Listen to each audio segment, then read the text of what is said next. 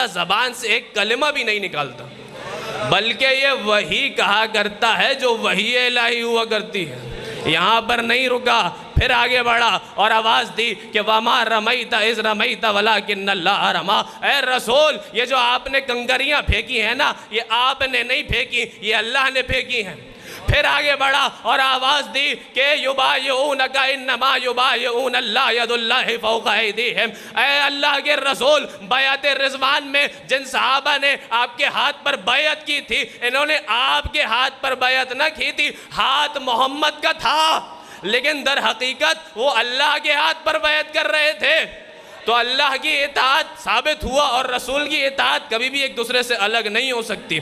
इसीलिए फरमाया कि मैं युतिइर रसूल फ़क़त अता अल्लाह। जिसने भी रसूल की इताअत की बस उसने अल्लाह की इताअत की।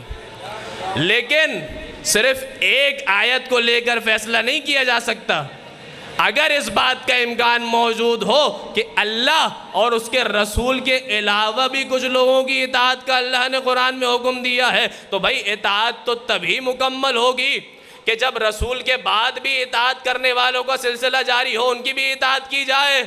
तो वो कौन सी हस्तियां हैं कि रसूल के बाद भी जिनकी इताअत का हुक्म दिया गया है? तो सूरह मुबारक निसा में आवाज़ दी, या अय्युहल्लज़ीना आमनू, ऐ ईमान वालों गौर से सुनो, अतीउल्लाह, सबसे पहली इताअत तुम्हें जिसकी करनी है वो अल्लाह की ज़ात गिरामी है। व अतीउर रसूल, दूसरी इताअत जिसकी करनी है वो उसके रसूल की ज़ात गिरामी है। यहाँ पर रुका नहीं, सिलसिले को आगे बढ़ाया और फिर कहा व उलिल अम्र मिनकुम, और जो तुम में से साहिबान अम्र हैं,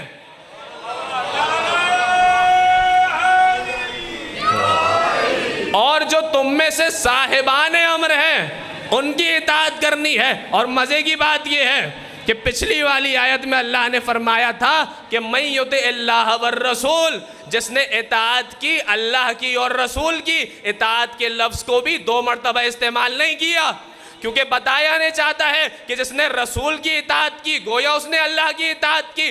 और अब इस आये उलिल अम्र के अंदर एक मरतबा फरमाया कि इताअत करो अल्लाह की, एक मरतबा इताअत का लफ्ज़ आया, फिर फरमाया इताअत करो रसूल की, दूसरी मरतबा इताअत का लफ्ज़ आया। अब उलिल अम्र के लिए अल्लाह ने तीसरी मरतबा इताअत का लफ्ज़ इस्तेमाल नहीं किया, क्योंकि बताना यह चाहता है कि जिसने उलिल अम्र की इताअत की गोया उसने रसूल की इताअत की, और जिसने रसूल की इताअत की गोया उसने खुदा की इताअत की। यहाँ तक बात तय हो गई कि 3 इताअतें करनी है इंसानों को। पहली इताअत है अल्लाह की, दूसरी इताअत है उसके रसूल की, तीसरी इताअत है साहिबान अम्र की। तो अब ये मालूम करो कि साहिबान अम्र किन की हस्तियाँ हैं। अब तारीख के वरक खंगालो, अब अहादीस को जो है वो नोट करो कि साहिबान अमर किन की ज़ात मुराद हुई है। तो भाई एक शख्स आ गया इमाम हसन अलैहिस्सलातु वस्सलाम के पास और पूछता है कि ए आका बताइए वो कौन सी 10 चीज़ें हैं जिनमें से हर एक दूसरे पर गालिब है।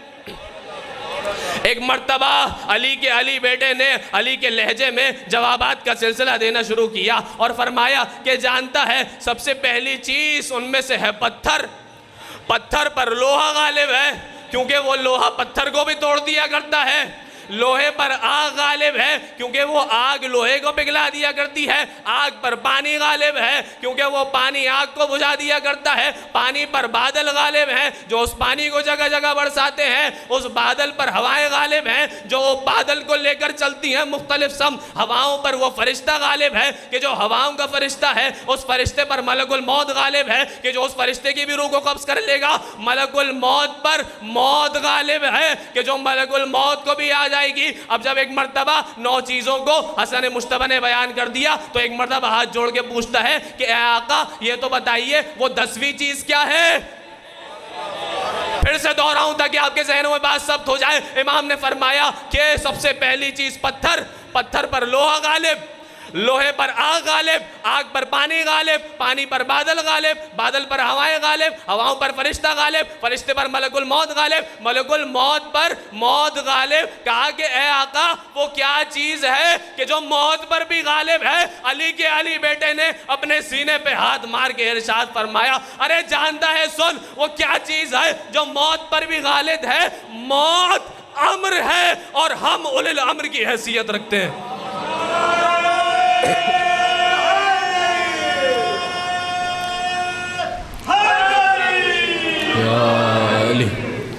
मौत अम्र है परवरदिगार की, और हम ओले अम्र की हैसियत रखते हैं, हम साहिबाने अम्र की हैसियत रखते हैं। तो अल्लाह ने अपनी इताअत तन्हा नहीं मांगी है तुमसे, बल्कि अपनी इताअत तक पहुँचने के लिए दो वसीले करार दिए हैं। पहला वसीला रसूल का और दूसरा वसीला इमाम का।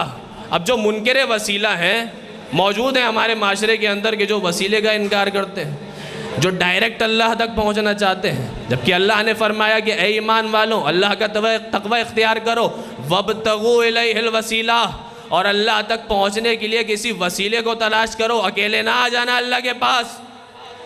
तो भाई जो मुनकर वसीला हैं उनके लिए मैं एक मिसाल देता चलूँ, मिंबर की शाइस्तगी का एहतराम और ख़याल रखते हुए, अगर वसीले का वजूद ना होता तो ये जो वसीले का इनकार कर रहा है, अगर माँ बाप का वसीला दरमियान में ना होता तो ये मुनकर वसीला कभी भी दुनिया में तशरीफ़ ना लाता। अल्लाह ने जानवर की जिबिल्लत में ये चीज़ रखी है कि वो झुक कर खाना खाता है। भाई पानी रखा हो सामने, पानी को झुक के पिएगा, दाना रखा हो सामने, दाने को झुक के खाएगा, घास रखी हो सामने, घास को झुक के खाएगा। ये जानवर की जिबिल्लत है, ये जानवर की फितरत है। लेकिन इंसान की फितरत जानते हैं अल्लाह ने क्या बनाई है, कि इंसान की फितरत और जिबिल्लत वो है कि अल्लाह ने कहा कि ख़बरदार मेरे अलावा किसी भी चीज़ के आगे ना झुकना। मैंने तेरी पेशानी को और तेरे सर को मखसूस किया है अपनी ज़ाते गिरामी के लिए। तो इंसान की जिबिल्लत में ये चीज़ रखी, जानवर खाने के लिए झुकने का मोहताज, इंसान की जिबिल्लत में यह चीज़ रखी कि कोई भी चीज़ खाने के लिए उसको झुकने का हुक्म नहीं दिया गया है, बल्कि कहा है कि अपने हाथों को आगे बढ़ा और फिर गज़ा को अपने मुंह तक लेके जा। अब भाई अल्लाह से सवाल है कि ए खुदा ऐसा क्यों नहीं करता कि खाने को हुक्म दे दे कि वो उड़कर इंसान के मुंह तक आ जाए, या उस तरफ से इंसान को हुक्म और इजाज़त दे दे कि तू झुक जा जानवर की तरह और खाने को खा ले। कहा कि नहीं, इंसान का मुंह अपनी जगह रहेगा, खाना अपनी जगह रहेगा, हाथ बढ़ाकर खाना खाओ ताकि लुक़मे लुक़मे पर वसीले का मोहताज रहो। मिलके सलावत पढ़ेंगे।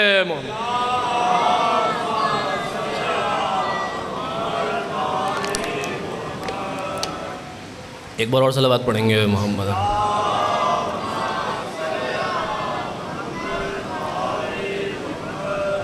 लुक़मे लुक़मे पर अल्लाह के वसीले के मोहताज रहो और उसकी ज़रूरत को महसूस करो। और अल्लाह ने इंसान के जिस्म के अंदर जो वसाइल करार दिए हैं, जो आज़ा करार दिए हैं, तो अक्सर व बेशतर हमें ये देखने को मिलता है कि अल्लाह ने इंसान को देखने के लिए एक आँख से नहीं नवाजा, दो आँखों से नवाजा है। तवज्जो कीजिएगा, एक मरहले की तरफ लेकर जाना चाह रहा हूँ। अल्लाह ने इंसान को सुनने के लिए एक कान नहीं दिया, दो कान दिए हैं। अल्लाह ने इंसान को छूने के लिए एक हाथ नहीं दिया, दो हाथों से नवाजा है। अल्लाह ने इंसान को चलने के लिए दो पैरों से नवाजा है। अल्लाह ने इंसान को बोलने के लिए दो होठों से नवाजा है। अल्लाह ने इंसान को ग़ज़ा को चबाने के लिए दो जबड़ों से नवाजा है। तो ए अल्लाह, एक हाथ दे देता, एक हाथ से भी इंसान किसी चीज़ को उठा लेता, कहा नहीं। एक पैर दे देता, एक पैर से चलकर किसी भी तरह किसी मकाम पे पहुंच जाता, कहा नहीं।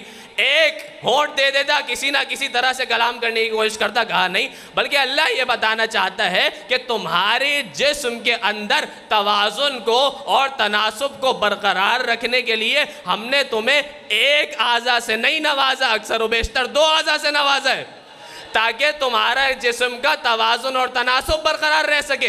अरे तो ये कैसे हो सकता है कि वो अल्लाह के जो इंसान के जिस्म के तवाज़ुन को बरकरार रखने के लिए उसे दोहरी चीज़ें अता करे, दोहरी आंखें दे, दोहरे कान दे और दोहरे होंठ दे, दोहरे जबड़े दे, दोहरे पैर दे, दोहरे हाथ दे। वो अल्लाह के जो जिस्म के तवाज़ुन को बरकरार रखने के लिए दोहरी चीज़ें देता है, तो वो तेरे दीन को बरकरार रखने के लिए तुझे अकेला किताब कैसे दे के जा सकता है?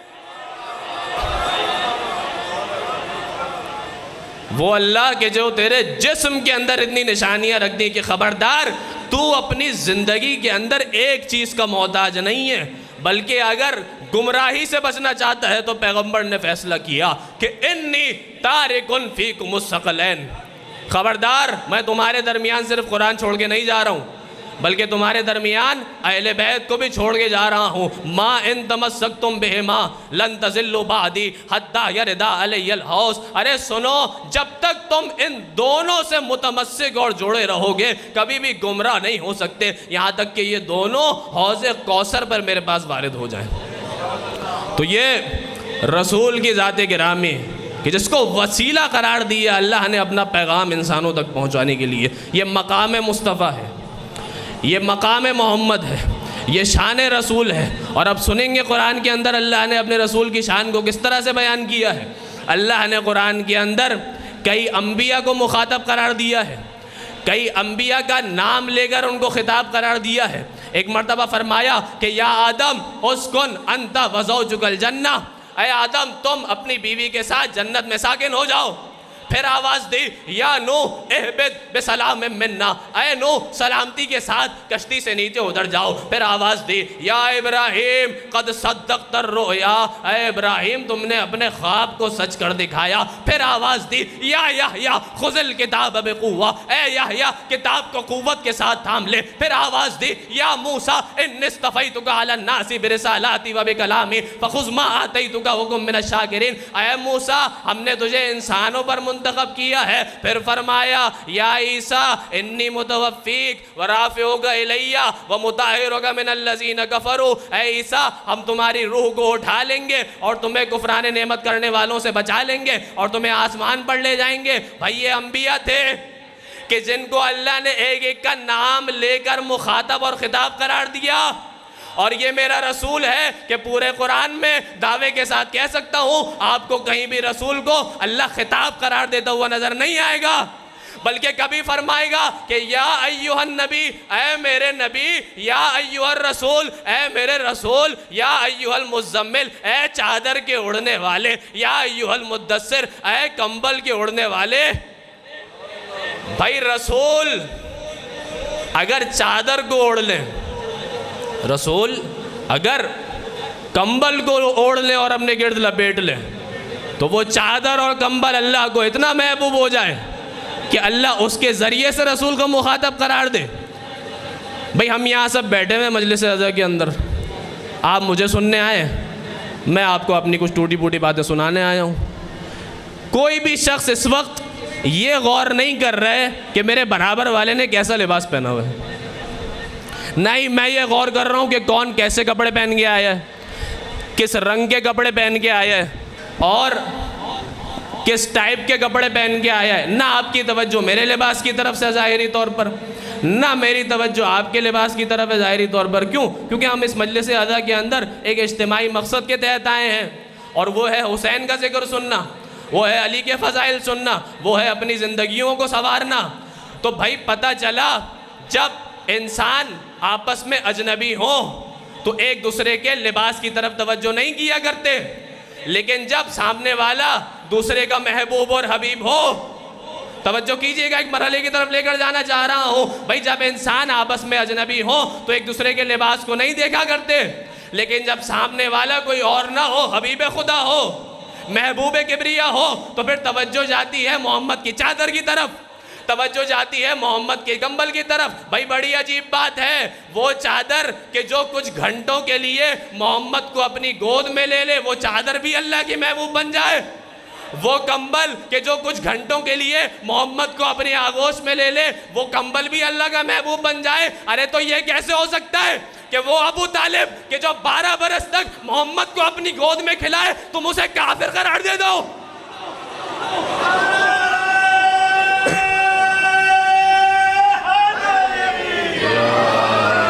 मिलके सलावत पढ़ेंगे मोहम्मद।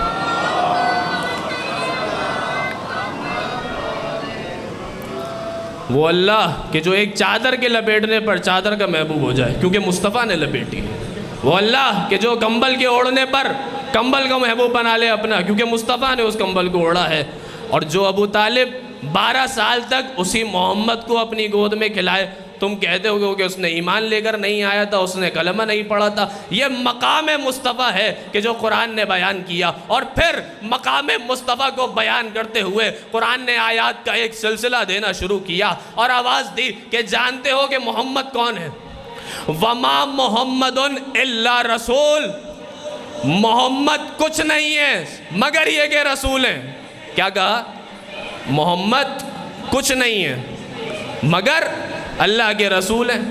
जबकि हमें नज़र आता है कि मोहम्मद किसी के बेटे भी हैं, मोहम्मद किसी के बाप भी हैं, मोहम्मद किसी के भाई भी हैं, मोहम्मद किसी के नाना भी हैं। ये तो रिश्तेदारियां हैं और भी निस्बतें हैं रसूल की। मोहम्मद क़ुरैशी भी हैं, मोहम्मद मक्की भी है, मोहम्मद मदनी भी है, मोहम्मद हाशिमी भी है, मोहम्मद अब्तई भी है। अरे रसूल अब्दुल्ला और आमना के बेटे हैं, रसूल हसनैन के नाना है, रसूल अली के भाई हैं, रसूल जहरा के बाबा हैं। तो ये अल्लाह ने क्या कह दिया कि मोहम्मद कुछ नहीं है मगर रसूल है। भाई रसूल की रिश्तेदारियां और निस्बतें पाई जाती हैं कि नहीं पाई जाती? तो फिर अल्लाह क्या कहना चाह रहा है कि मोहम्मद कुछ नहीं है मगर अल्लाह के रसूल हैं। तो अल्लाह ने यह किया कि रसूल के सारे रिश्ते और नाते तोड़े, रसूल का रिश्ता जोड़ा अपनी जात से और फरमाया कि मोहम्मद कुछ नहीं है मगर अल्लाह के रसूल हैं। अब अगर तुम्हें तारीख में कहीं नजर आ जाए कि जहरा कमरे के अंदर दाखिल हुई और रसूल अपनी जगह पे ना रुके बल्कि खड़े हुए और बढ़कर जहरा का इस्तकबाल किया, जहरा के हाथों का बोसा लिया, सिर्फ इस पे ना रुके, जहरा को अपनी मसनद पर बिठाया, तो समझ जाना कि मोहम्मद ने जहरा का एहतराम नहीं किया, रिसालत ने जहरा का एहतराम किया है। अगर तुम्हें नजर आ जाए कि ईद के दिन हसनैन नाना से तकाजा करते हैं कि ए नाना आज बड़ा जी चाहता है कि हम नाके पर सवार हों, तो मोहम्मद ने कहा कि आओ हम तुम्हारे लिए नाका बने देते हैं। एक मर्तबा सवार किया हसनैन को अपने कंधों पर, एक जुल्फ हसन के हाथ में दी, एक जुल्फ हुसैन के हाथ में दी। तो खबरदार ये ना कहना कि मोहम्मद ने हसनैन को अपने कंधों पर सवार किया, बल्कि ये रिसालत है कि जो हसनैन के लिए नाका बनी हुई है। और यहाँ पर बात रुकी नहीं, बल्कि अगर तुम्हें नजर आ जाए कि फतेह मक्का के अंदर रसूल ने अली इब्न अबी तालिब को अपने शानों पर बुलंद किया, तो ये मोहम्मद न थे कि जिन्होंने अली को बुलंद किया था, ये रिसालत थी जिसने अली को बुलंदी अता की थी।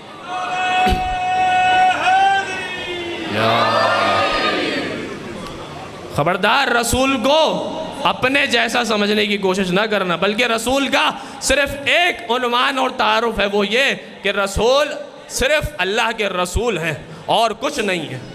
अगर तुम्हें कहीं भी रसूल की किसी से निस्बत नज़र आए तो समझ लेना कि रसूल रिसालत की वजह से उसके साथ ये काम अंजाम दे रहे हैं, रिसालत की वजह से रसूल उस फेल को अंजाम दे रहे हैं। ये मकाम मुस्तफ़ा है। और इसी आयत के अंदर आगे बढ़ा, वमा मोहम्मदुन इल्ला रसूल, मोहम्मद कुछ नहीं है मगर अल्लाह के रसूल हैं। फिर फरमाया कि अफ़ा इम माता, अगर वो मोहम्मद मर जाए, औ क़ुतिला, या उसको मार दिया जाए, कत्ल कर दिया जाए, इनक़लबतुम अला आक़ाबिकुम, क्या तुम अपने गुज़िश्ता दीन की तरफ पलट जाओगे? और जो भी अपने गुज़िश्ता दीन की तरफ पलट जाए तो अल्लाह का तो कोई नुकसान नहीं है, ये उस मुर्तद होने वाले का नुकसान है जो अपने दीन से फिर गया है। तो अब आपसे सवाल है कि भाई रसूल खुदा तो अब इस दुनिया में मौजूद नहीं रहे, रसूल खुदा रहलत फरमा गए, और दूसरी तरफ से हमें ये नज़र आता है कि मुसलमान भी मुर्तद नहीं हुए, रसूल के जाने के बाद मुसलमान भी मुशरिक नहीं हुए, रसूल के जाने के बाद मुसलमानों ने भी ज़ाहिरी तौर पर दीन इस्लाम का इकरार नहीं किया। तो अब दो ही सूरतें मौजूद हैं, या तो आयत का इनकार करो या फिर मानो ना कि आज भी पर्दे में कोई मोहम्मद जैसा मौजूद है। मिलके सलावत पढ़ेंगे मोहम्मद वाले।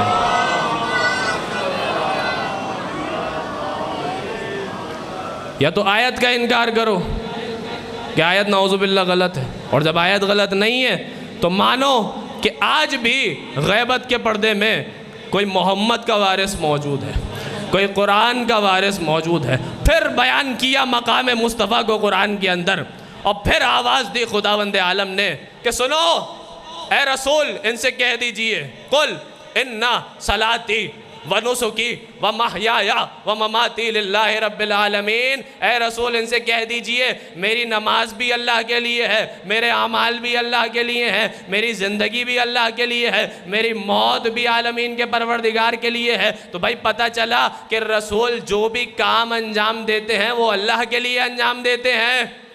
अगर रसूल सो जाएं तो अल्लाह के लिए, अगर किसी को अपने बिस्तर पर सुला दें तो अल्लाह के लिए, अगर रसूल जागे तो अल्लाह के लिए, अगर किसी को जगा दे तो अल्लाह के लिए, अगर रसूल उठे तो अल्लाह के लिए, किसी को अपनी महफिल से उठा दे तो अल्लाह के लिए, अरे रसूल बैठे तो अल्लाह के लिए, और अगर अली को मिंबर पर बिठा दे तो अल्लाह के लिए।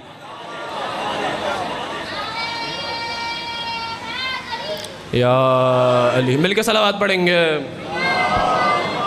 सल्लल्लाहु मोहम्मद व ये मकाम मुस्तफ़ा के रसूल का हर अमल अल्लाह की ज़ात के लिए। और फिर फरमाया इसी आयत के बाद कि ला शरीक लहू, ख़बरदार जान लो अल्लाह का कोई शरीक नहीं है। व बेज़ालिका उमिरतु, और मुझे इसी बात का हुक्म दिया गया है कि मैं पैगाम पहुँचाऊँ तौहीद का। व अना अव्वलुल मुस्लिमीन, और जानते हो मैं रसूल कौन हूँ, मैं रसूल पहला मुसलमान हूँ, मैं रसूल सबसे पहले इस्लाम लाने वाला हूँ। भाई इस जुमले के मुतरजमीन ने दो तर्जुमे किए हैं। पहला तर्जुमा तो यही जो आपके सामने पेश किया, अना अव्वलुल मुस्लिमीन, यानी क्या मतलब, मैं सबसे पहला मुस्लिम हूँ, ये तर्जुमा भी ठीक है। लेकिन एक ऐसा तर्जुमा पेश करूँ कि जिसका लुत्फ़ भी सुनने का कुछ और है, और वो ये कि मैं पहला मुसलमान हूँ नहीं, बल्कि कुछ मुसलमान मौजूद हैं, मैं उनका पहला हूँ। अरे इसीलिए तो फरमाया हदीस में कि मैं अकेला मोहम्मद नहीं हूँ, बल्कि अव्वलुना मोहम्मद, आखिरुना मोहम्मद, औसतुना मोहम्मद, कुल्लुना मोहम्मद। हमारा पहला भी मोहम्मद है, हमारा आखिरी भी मोहम्मद है, हमारा दरमियाना भी मोहम्मद है, हम सबके सब मोहम्मद हैं। मैं अकेला मोहम्मद नहीं हूँ, बल्कि अजीज़ों मोहम्मदियत के तसलसल का नाम है इमामत और खिलाफत। जुमला कह दिया मैंने। इमामत किस चीज़ का नाम है? इमामत नाम है मोहम्मदियत के तसलसल का। इमामत नाम है रसूल खुदा के दीन की बका का। ये सिलसिला आगे बढ़ा और कुरान ने, अब मैं नबूवत से इमामत की तरफ आ जाऊँ और फिर आपकी रहमतों को तमाम करूँ। कुरान ने कई तरह के इमाम बयान किए हैं अपनी किताब के अंदर, अपनी आयत के अंदर, और कहा कि सुनो, मूसा भी इमाम थे, इब्राहीम को तमाम इंसानों के लिए इमाम बनाया, और दो तरह के इमाम पाए जाते हैं। गौर से सुनो, पहले होते हैं अच्छे इमाम, दूसरे होते हैं बुरे इमाम। अच्छे इमाम कौन है? आवाज़ दी वजअलनाहुम अइम्मतन यहदून बिअम्रिना। कुछ ऐसे इमाम मौजूद हैं कि जो हमारे अम्र के ज़रिए से हिदायत करते हैं। और जानते हो कि दूसरे बुरे इमाम कौन हैं? वजअलनाहुम अइम्मतन यदऊन इलन्नार। हमने कुछ ऐसे भी इमाम करार दिए हैं कि जो जहन्नम की तरफ दावत देते हैं। तो भाई एक अच्छे इमाम होते हैं, एक बुरे इमाम होते हैं। मूसा अपने दौर के अच्छे इमाम थे, फिरौन अपने दौर का बुरा इमाम था, इब्राहीम अपने दौर के अच्छे इमाम थे, नमरूद अपने दौर का बुरा इमाम था। और इन्हीं दो अच्छे और बुरे इमामों के वाक़े को कुरान ने जिक्र किया। और एक मर्तबा फरमाया कि सुनो, जब एक मर्तबा रात का वक्त छा गया और फिरौन और उसके लश्करी अपने महल में पड़े हुए सो रहे थे, तो मूसा ने बनी इसराइल को जगाया और कहा कि उठो, हमें मिस्र को छोड़ के निकलना है। अब जब इतनी बड़ी तादाद बनी इसराइल की मिस्र से बाहर निकलना चाहती है, भाई घोड़ों की टापों की आवाज़ आई, इंसानों के चलने की आवाज़ आई, फिरौन का लश्कर मुतवज्जे हुआ। और एक मर्तबा मूसा का लश्कर पहुंचा नील के साहिल पर। और अब हालत और मर्तबा और मरहला क्या है कि फिरौन का लश्कर पीछे है, सामने समंदर है गर्क होने वाला, और बीच में बनी इसराइल मौजूद है। अब जब ऐसे हालात देखे तो निकले तो बड़े जोश में थे मूसा के साथ कि मूसा आज बचा ले जाएंगे। मगर एक मर्तबा जब महसूस किया कि भाई पीछे कत्ल करने के लिए फिरौन का लश्कर आ रहा है, आगे गर्क करने के लिए नील का बड़ा दरिया मौजूद है, तो एक मर्तबा मूसा से कहने लगे कि या मूसा इन्ना लमुदरकून, अय मूसा तुमने हमें आज फंसवा दिया, ऐ मूसा तुमने आज मामलात बिगाड़ दिया, हमारा मामला बिगड़ जाएगा, हम जिंदा नहीं बचेंगे। एक मर्तबा मूसा ने फरमाया कल्ला इन्ना मई रब्बी सयाहदीन, अरे खबरदार ये बात अपनी ज़बान पे ना लाना, मेरा परवरदिगार मेरे साथ है और वही मुझे इस रास्ते से निकालेगा। एक मर्तबा ने खुदा ने वही नाजिल की, फज़रिब बेअसाकल हजर, ऐ मूसा अपने आसा को दरिया पर मारो। जैसे ही दरिया पर मारा, रास्ते खुल गया, रास्ता जैसे ही खुला, अब मूसा की कौम रास्ते से गुजरना चाहती है। अब मूसा की कौम के बनी इसराइल में 12 कबीले मौजूद थे, 1-2 कबीले नहीं थे। अब झगड़ा होने लगा कि भाई पहले कौन सा कबीला दाखिल हो दरिया के अंदर, दूसरा कौन सा कबीला दाखिल हो दरिया के अंदर। कहा कि ए मूसा, झगड़े का हल निकालिए, और कहा कि 12 मुख्तलिफ रास्ते दोबारा बनाइए इसी दरिया के अंदर। मूसा ने फिर आसा मारा, 12 मुख्तलिफ रास्ते दरिया के अंदर बरकरार हो गए। अब बनी इसराइल का हर कबीला एक रास्ते के ऊपर चलने लगा। तो फिर फरमाइशें ख़त्म नहीं हो रही थी, और फिर कहते हैं कि ए मूसा, हमें बड़ी वहशत महसूस हो रही है, हमें बड़ा घबराहट का एहसास हो रहा है, हम अपने दाएं बाएं जानिब वाले कबीलों को देख नहीं पा रहे। तो अब आपने ये करना है कि इन्हीं दीवारों और रास्तों के अंदर खिड़कियां बनाएं, ताकि हम अपने दाएं बाएं जानिब वाले कबीले वालों को देख सकें। एक मर्तबा मूसा ने रास्ते बनाए, रास्ते में 12 रास्ते बनाए, 12 रास्तों में खिड़कियां और दरवाजे बनाए। अब आलम क्या है कि बनी इसराइल एक दूसरे का चेहरा देखते हुए नील से गुजर रहे हैं, और वो वक्त भी आया कि जब बनी इसराइल के आखिरी शख्स ने अपने कदमों को नील से बाहर निकाला, और फिरऔन के आखिरी लश्करी ने अपने कदमों को नील के अंदर डाला। तो एक मर्तबा अल्लाह ने दरिया को हुक्म दिया कि आपस में मिल जा, और सारे के सारे फिरौनी अपने लश्कर वालों के साथ गर्क हो गए। अब मैं आपसे सवाल करूं, भाई ये बताइए, क्या मूसा की कौम के अंदर, बनी इसराइल के अंदर सारे अच्छे लोग मौजूद थे? सवाल है, क्या बनी इसराइल के अंदर, मूसा की कौम के अंदर सारे अच्छे और नेक और नमाजी परहेजगार लोग मौजूद थे? अगर सारे अच्छे लोग थे तो वो कौन कह रहे थे दरिया को देख कर के, मूसा तुमने हमें आज फंसवा दिया? इसका मतलब बनी इसराइल के अंदर सारे अच्छे नमाजी मुत्तकी परहेजगार लोग मौजूद नहीं थे। अब दूसरा सवाल आपसे, क्या फिरौन के लश्कर के अंदर सारे बुरे अफराद मौजूद थे? अगर सारे बुरे अफराद थे तो वो कौन था कि जिसके लिए कुरान ने आवाज़ दी, रजुलुम मुमिनुम मिन आले फिरऔन यक्तुम ईमानहु। आले फिरऔन में एक ऐसा भी शख्स था कि जो अपने ईमान को छुपाए हुए था फिरौन से। तो भाई पता चल गया कि बनी इसराइल के अंदर ना सारे अच्छे लोग मौजूद थे, ना ही फिरौन के लश्कर के अंदर ये हो सकता है कि सारे के सारे बुरे अफराद मौजूद हों। तो ए अल्लाह, तूने सारे बनी इसराइल को निजात दे दी, तूने सारे फिरौनियों को कत्ल कर दिया, तो सबब क्या है? बनी इसराइल के अंदर कुछ बुरे लोग भी थे, उनको गर्क कर देता। फिरौन के लश्कर के अंदर कुछ अच्छे लोग भी थे, उनको निजात दे देता। तो अजब नहीं कि अल्लाह जवाब दे कि अरे मैं सिर्फ आमाल को अंजाम नहीं देखता नहीं हूं, बल्कि यह भी देखता हूं कि किस इमाम के पीछे चल रहे हो। मैं ये सिर्फ आमाल को नहीं देखता हूं ज़ाहिरी तौर पर, गरचे आमाल भी ज़रूरी हैं, लेकिन ये भी देखता हूँ कि किस इमाम के पीछे चल रहे हो, किस इमाम की पैरवी कर रहे हो, किस इमाम की इत्तिबा करते हुए आगे बढ़ रहे हो। मिलके सलावत पढ़ेंगे मोहम्मद वाह।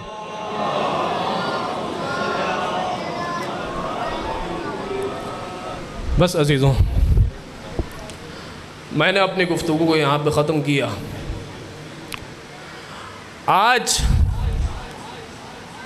मुहर्रम की 7वीं तारीख गुजरी, और आज उसकी मुसीबत पर गिरिया करना है, उसकी मुसीबत पर आंसू बहाने हैं कि जो अली के बेटे, अली के बड़े बेटे हसन का लाडला था, एक 13 से 14 साल नौजवान कि जिसका नाम कासिम था। और आलम यह है कि जब हसन मुश्तबा की ज़िंदगी के आखिरी अय्याम आए और मौला की ज़ौजा ने, मलूना ने हसन को जहर दे दिया, तो आलम यह था जहर की शिद्दत का कि हसन के जिगर के टुकड़े तश्त में आकर गिरने लगे। हसन मुसलसल खून की उल्टियाँ करने लगे। अब जब वक्त निज़ा करीब आया तो एक मर्तबा हसन ने सारे अहले बैत का हाथ दिया हुसैन के हाथ में, और फिर कहा कि कमरे को खाली कर दिया जाए। ऐ उम्मे फरवा, मेरे लाडले कासिम को मेरे पास लेकर आओ। अब जब कासिम आए ना हसन के पास, हसन ने अपने एक संदूक में से एक तावीज़ निकाला कपड़े का, और उसको कासिम के बाजू पर बांधा और कहा कि ऐ मेरे लाडले कासिम, जब भी तुम पर कोई कड़ा वक्त आए ना, तो इस तावीज़ को खोल के पढ़ लेना, तुम्हारी मुश्किल हल हो जाएगी। अरे मैं कहूँगा जिस कासिम का हुसैन जैसा चचा मौजूद हो, कैसे हो सकता था कि उस पर कोई आँच भी आ जाती। हाँ अजीज़ों, कासिम को किसी मुसीबत का सामना न करने दिया हुसैन ने कभी ज़िंदगी में। एक मर्तबा ज़िंदगी के अय्याम गुज़र रहे हैं, कासिम 13 से 14 साल के हो चुके, अपने आका हुसैन के साथ करबला की तरफ रवाना हुए। एक मर्तबा शब आशूर आई और हुसैन ने एक एक करके शहदा के नामों को बयान करना शुरू किया। जब सारे शहदा के नाम बयान हो चुके ना और कासिम का नाम बयान ना हुआ, तो एक मर्तबा आए चचा हुसैन की खिदमत में, कहा कि ऐ चचा क्या मुझ कासिम का नाम महज़र शहादत में मौजूद नहीं है? हुसैन ने जवाब ना दिया बल्कि सवाल किया, ऐ कासिम ये बताओ कैफल मौत इंदक, मौत तुम्हारे नज़दीक कैसी है? अरे अजीब मारिफत का आलम था उस नौजवानी में उस बच्चे का। कहता है कि ऐ चचा अहला मिनल असल, मौत मेरे लिए शहद से ज़्यादा शीरी है। कहा कि ऐ कासिम तुम भी कल शहीद हो जाओगे, मेरा शिशमा अली असगर भी कल शहीद हो जाएगा। अब जैसे ही ये सुना ना, एक मर्तबा पूछा, ऐ चचा क्या फौजी अशकिया खैमों के अंदर आ जाएंगे? अजरुकुम अलल्लाह, अजरुकुम अलल्लाह। अजीज़ों, सुबह आशूर आई, असहाब ने अपनी कुर्बानियों को पेश किया, अहले बैत का सिलसिला शुरू हुआ। एक मर्तबा एक एक करके अहले बैत के अफराद शहीद होते रहे। हाय आए कासिम चचा हुसैन की बारगाह में और कहा कि ऐ चचा मरने की इजाज़त दे दीजिए। कहा कि ऐ कासिम कैसे इजाज़त दे दूँ, तू तो मेरे भैया हसन की निशानी है। हाय जानते हैं जब इजाज़त न मिली, कासिम ने अपने सर को अपने घुटनों में डाला, चीख चीख के गिरिया करने लगे। फरवा के पास आए, माँ चचा मरने की इजाज़त नहीं देते। कहा कि ऐ कासिम उस तावीज़ को तो खोलो कि जो तुम्हारे बाबा ने तुम्हारे बाजू पर बांधा था। हाँ एक मर्तबा अब जो बाबा के तावीज़ को खोला तो क्या देखा, लिखा है कि ऐ कासिम मेरे बेटे, ऐ कासिम मेरे लाल, जब भी भैया हुसैन पर कोई कड़ा वक्त आ जाए ना, तो जिहाद से पीछे ना हटना। अरे खुशी खुशी कासिम चचा हुसैन की तरफ बढ़े। ऐ चचा बाबा का सिफारिश नामा लाया हो। अब जो भैया हसन की तहरीर को देखा, पूरी जिंदगी नजरों के सामने आ गए। एक मर्तबा चचा भतीजे ने एक दूसरे की बाहों में बाहें डालकर इतना गिरिया किया कि गश खाकर गिर पड़े। अजरुकुम अलल्लाह, अजरुकुम अलल्लाह। अजीज़ों, अब जब गश से फाका हुआ, हसन के रहवार पर कासिम को सवार किया, हसन की क़बा ज़ेब तन की, हसन का अमामा पहनाया, हसन की तलवार कासिम को थमाई, चले मैदान की तरफ। बड़ा कम सिन था कासिम का। अरे कासिम के पैर भी रकाब तक ना पहुँचते थे। एक मर्तबा पहुँचे मैदान जंग में और रजस पड़ा। अरे जानते हो मैं कौन हूँ? मैं हसन अपने अली का लख्ते जिगर हूँ। खूब जंग की कासिम ने, मगर हाय किस कदर जंग करते, जख्मों से चूर हो गए। एक मर्तबा एक शकी ने कासिम के सर पर तलवार का वार किया, रहवार पर संभल न सके, ज़मीन पर तशरीफ लाए। आए चचा भतीजे की मदद को पहुंचो। अजरुकुम अलल्लाह, अजरुकुम अलल्लाह। अजीज़ों, बस आखिरी फिक्रा मजलिस तमाम। एक शकी ये चाहता था कि इसी आलम में कासिम के सर को कलम कर ले। अब कासिम के सिरहाने मौजूद है। अब जैसे ही हुसैन मैदान जंग की तरफ बढ़े, वो घबराया और चीखा, ना सुन सकोगे। वो वक्त आया कि इधर के घोड़े इधर, उधर के घोड़े इधर, बीच में कासिम का लाशा। जब भी कोई टाप पड़ती थी ना, तो आवाज देते थे चचा। हुसैन ने कहा कि ऐ मेरे लाल, तेरे चचा के लिए बहुत सख्त है कि तू पुकारता रहा और चचा तेरी मदद न कर सका। अला लअनतुल्लाह अलल कौमिज़ ज़ालिमीन व सयअलमुल लज़ीना